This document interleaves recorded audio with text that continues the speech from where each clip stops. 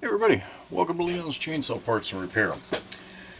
So, I think I've made it clear on the channel, I've got kind of a fondness for the big Pioneer P series, and that does extend to what came after them once the name was retired, Poulan Pro.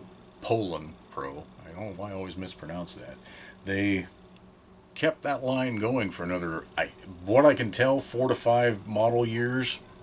I think in 92 it ended, that was it, based on what I can find on Mike Akers' website, and I don't have a better point of reference than that.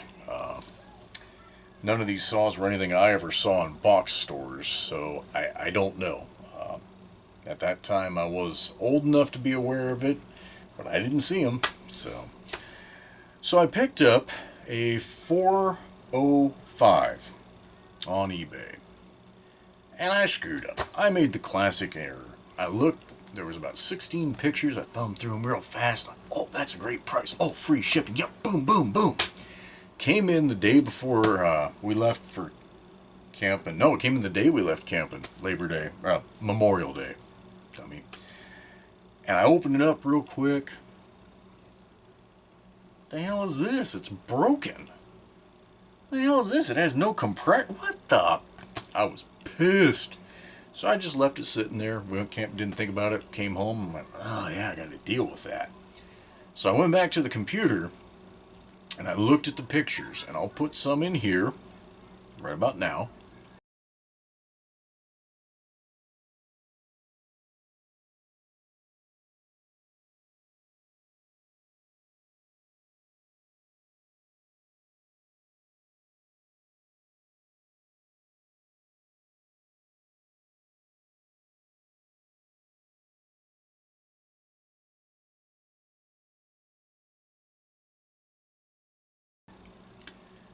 And I saw what you guys just saw. Like, ah, crap. The description didn't say anything about a broken casting. Those pictures sure as hell show it, don't they? Like, god dang it.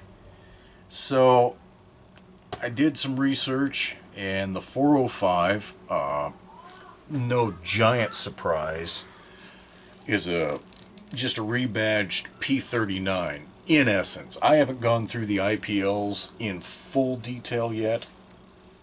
I'm sure there's probably a couple other differences, but not many. I mean, I've looked at it enough, and I've got a P39. Like, not a lot of difference here. 65cc saw. Okay. I can work with this. So let's see what we've got.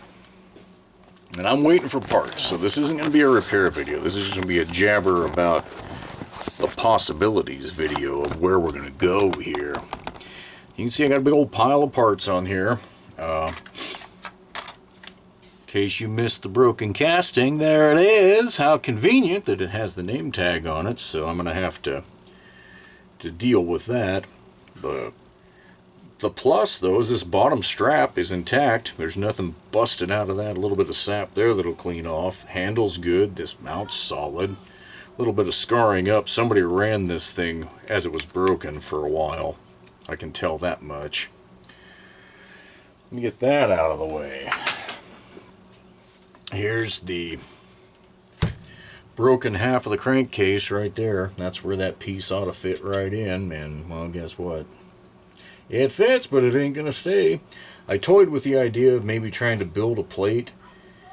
There's room that I could have riveted something up in here, but there's just no metal left here. There's nothing for me to work with. So, what to do? So what I had done, I think you guys saw in the pictures that it had this blue starter.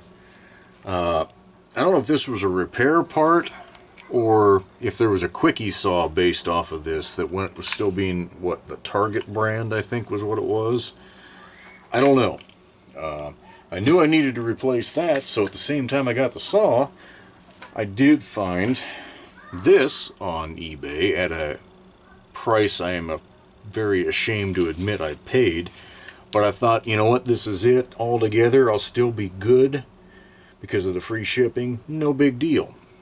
Okay, so I got it, again, you know, pulled it over. Like, there is no compression to this thing. I mean, literally, it was as easy to turn over as basically this right here. You barely got any puff out of the freaking, you know, muffler at all. Like, well, is there something wrong with the decomp valve? And there wasn't. You know, it's functioning. Okay, no big deal there. Well, what else is there to do but tear it down? I mean, I had the muffler off, and there was no scoring on the piston. The cylinder itself has no visible damage. I don't think I have a... See if the cell phone light will work.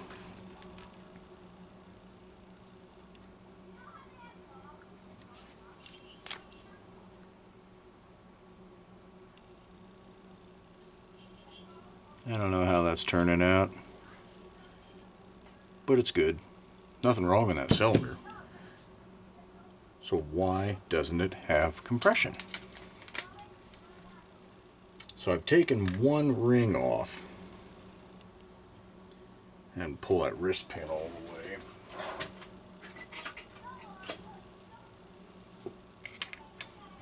Knock that out and I'll demonstrate what we have here.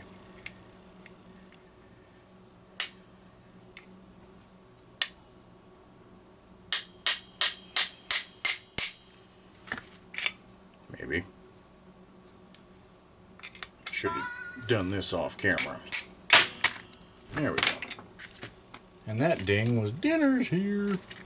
So again, I've got this top ring off, but I'll see if I can put it back on without making too big of a mess.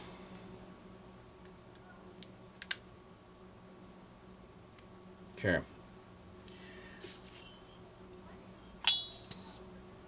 Do you see that? I know I'm not aimed quite right here. Let me do it again. Spark plug is in. Rings are on.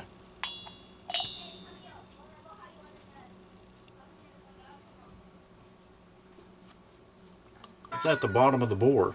Me and Kay are gonna go get the ball back that she kicked over. Guys, I think dinner is at the front door too. Take it in the house and eat. So yeah, these rings are collapsed. Completely collapsed. This is a 47.6 millimeter bore, 1.875 inch. I got a friend up in Canada looking for a set of piston rings. I couldn't find anything on eBay or Chainsaw or anybody else for that matter. But I went through my old specs for Homelite and I think I found a solution. In fact, I know I found a solution. So the Homelite 450 uses this style thin ring. Okay. And wouldn't you know, look at that. Clips right in there. End gap looks just about right. And it doesn't just fall down the cylinder.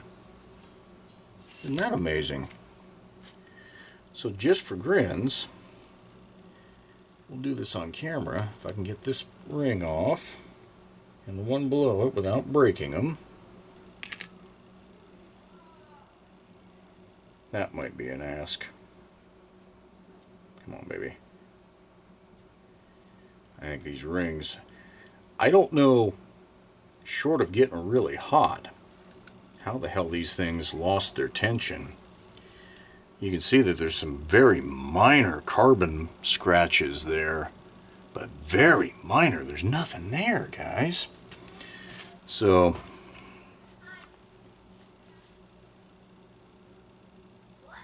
you can see,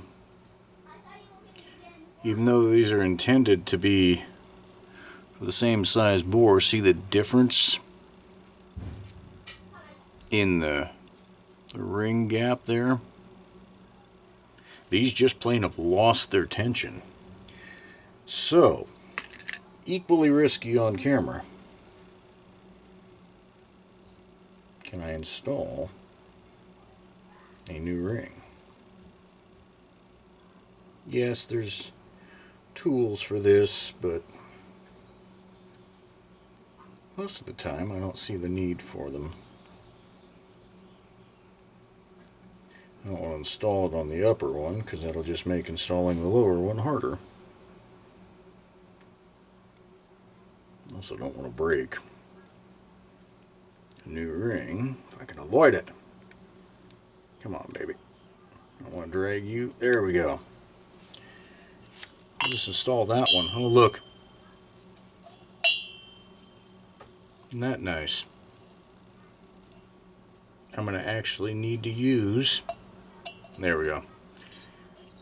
With just one ring.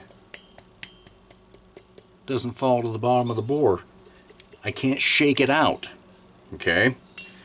So, I know that was a long-winded demonstration of what we have going on here. I have to take the spark plug out to get that out. Doesn't matter. Long demonstration. Somehow this thing got hot enough that these things collapsed. They don't appear to be worn that badly. I mean, you can see some shine to them. They've ridden up and down the bore a couple, 3 times, but that end gap being so much narrower, it's lost its damn tension. So I don't know. Hard to say not knowing. So what are we going to do from here? Alright, I paid another exorbitant price for a P39 crankcase it's on its way. I think it'll be here in time for the weekend, so hopefully I'll be able to dink around with it then. It has some sun fade to it. On the fuel tank side, this side of that one is pretty faded.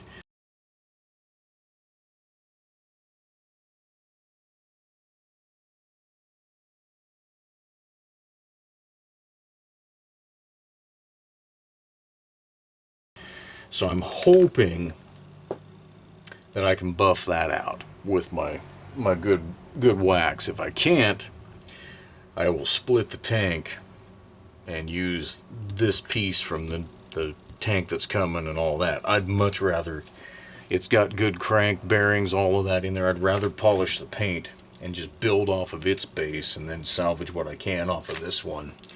So that's the intention, but this is no longer the good deal that it seemed like. So part of it was my fault. Part of it, I think, was a bit of a misrepresentation of the saw. But in a case like this, what are you going to do? If you actually want it, the seller's not going to give you a refund. That's just not how it works. That's not how eBay works. And, yeah. And I don't want to be too harsh because I should have looked it over a little bit better, but when the seller said it turned over, if you know anything about anything, you know that it shouldn't go dunk, dunk, dunk, dunk, dunk. You know, it should not just be a pull it with one finger and it goes. So, I don't know. But we're going to make this thing run. I've already got too much into it to walk away from the stupid thing. And I don't think it's got a lot of hours on it. You can look at the paint. I mean, look at the chain brake. This has not been used all that much. So again, I don't know how it got so hot. It had a lot of sawdust and crap in it, but it wasn't as bad as some of the Homelites I've seen. I don't know. We'll see. But when I get all the parts to here, we'll figure out where we're going and we'll build from there.